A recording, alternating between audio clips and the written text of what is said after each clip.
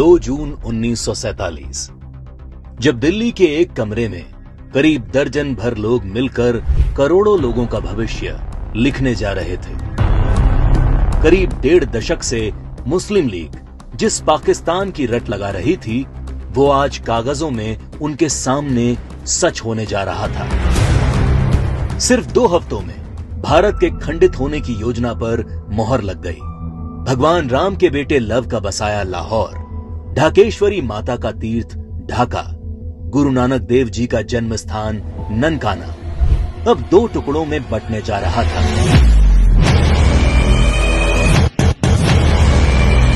और अगर कोई इस विभाजन की योजना से अनभिज्ञ था, तो वो थी भारत की मासूम और निर्दोष जनता, जिस पर यह विभाजन कहर बनकर टूटने वाला था। 1947 को अंग्रेजों द्वारा किया विभाजन देश का पहला विभाजन नहीं था।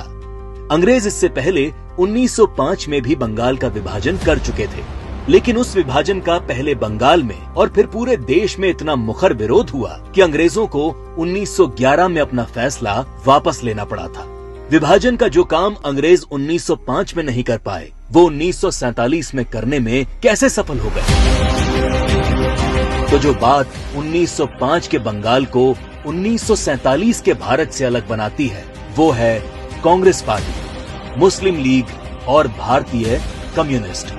1905 में बंगाल विभाजन के विरोध के बीच ही 1906 में मुस्लिम लीग का जन्म संयुक्त बंगाल के ढाका में हुआ। बंग भंग आंदोलन के बाद जन्मी मुस्लिम लीग ने 1909 में मार्लेमेंटो सुधार के नाम पर पृथक निर्वाचन प्रणाली मांग से शुरू करके अगले 30 साल में अलग इस्लामिक राष्ट्र पाकिस्तान के नाम पर भारत को मजहब के नाम पर बांट कर रख दिया।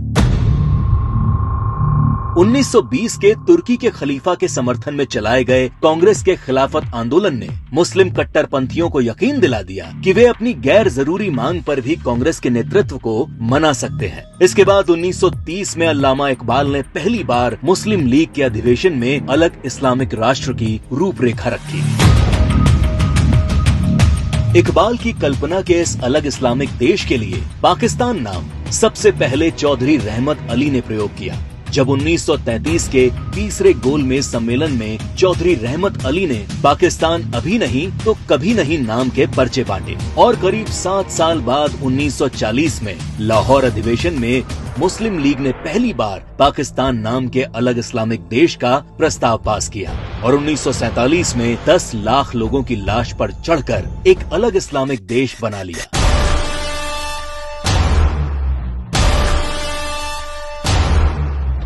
और जिस भारत ने 1905 में बंगाल का विभाजन नहीं होने दिया, वो भारत 1947 में भारत विभाजन नहीं रोक पाया, क्योंकि कांग्रेस के जिन नेताओं पर लीग के सामने खड़े होने की जिम्मेदारी थी, उन्होंने अंत समय में बिना भारत के लोगों को विश्वास में लिए विभाजन का प्रस्ताव स्वीकार कर लिया।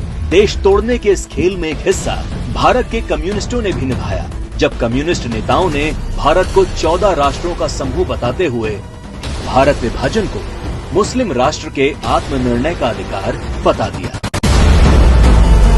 साल 1945 में अग्रणी कम्युनिस्ट सिद्धांतकार कॉमरेड जी अधिकारी ने मुस्लिम लीग की मांग को न्याय संगत बताते हुए एक थीसिस दी। उनके शब्दों में 1940 से कम्युनिस्ट पार्टी ने ये देखना शुरू कर दिया कि तथाकथित सांप्रदायिक समस्या वास्तव में बढ़ती राष्ट्रीयताओं की समस्या है, जिसे आत्मनिर्णय के अधिकार के माध्यम से हल किया जा सकता है। यदि हम इसके प्रगतिशील सार को देखें, तो पाकिस्तान की मांग वास्तव में पंजाब, पठान, सिंध, बलूचिस्तान और पूर्वी प्रांतों की मुस्लिम राष्ट्रीयताओं के क्षेत्रों के आत्मनिर्णय के अधिकार की मांग है। जब देश का विभाजन हकीकत बनना तय हो गया, तब सर रेडक्लिफ को भारत और पाकिस्तान की सरहद तय करने की जिम्मेदारी सौंपी गई। रेडक्लिफ इससे पहले कभी भारत नहीं आए थे। उन्हें भारत की सांस्कृतिक विरासत, सभ्यता, मूल्यों, तीर्थों के विषय में कोई जानकारी नहीं थी। 3 सप्ताह में तय कर लिया गया कि कौन सा हिस्सा पाकिस्तान कहलाएगा और कौन सा हिस्सा हिंदुस्तान।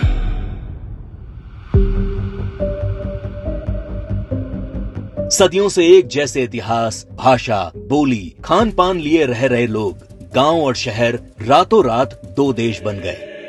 करीब 1.5 करोड़ लोग रातों रात बेघर हो गए और करीब 10 लाख से अधिक लोग इस विभाजन के नाम पर काल के गाल में समा गए। ये विभाजन जिसने आगे चलकर पूर्वी पाकिस्तान में एक नए नरसंहार को जन्म दिया। शहर के शहर रातों रात खंडर में बदल गए। शहर दर शहर दंगे और आगजनी शुरू हो गई। वो लोग जो हवेलियों में रहते थे वो अब रातों रात रिफ्यूजी बन चुके थे।